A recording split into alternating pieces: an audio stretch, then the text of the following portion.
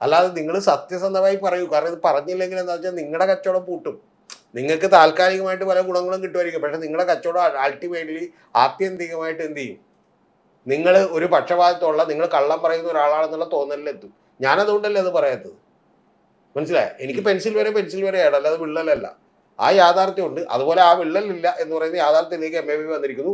ഞാനിത് മാസങ്ങളായിട്ട് പറഞ്ഞുകൊണ്ടിരിക്കുന്ന ഒരു കാര്യമാണ്. ഞാൻ എപ്പോഴും ഞാൻ എൻ്റെ പ്രഡിക്ഷനിൽ പറഞ്ഞേക്കുന്നത് ഒരു 73-നും 78-നും ഇടക്കുള്ള സീറ്റുകൾ കിട്ടും എന്നാണ് പറഞ്ഞേക്കുന്നത്. CPM-നും LDF-നും ഒക്കെ സീറ്റുകൾ കുറയും.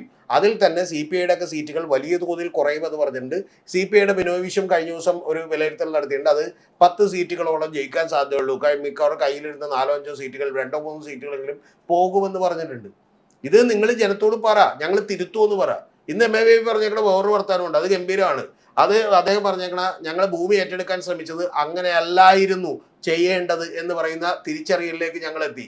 അതുകൊണ്ട് ഞങ്ങളോട് ക്ഷമിച്ച് ഞങ്ങളുടെ ആളുകളെ എന്ത് ചെയ്യണം, നിങ്ങൾ വിജയിപ്പിക്കണം എന്നുള്ളതാണ് ഞങ്ങൾ ആളുകളോട് പറയുന്നത്.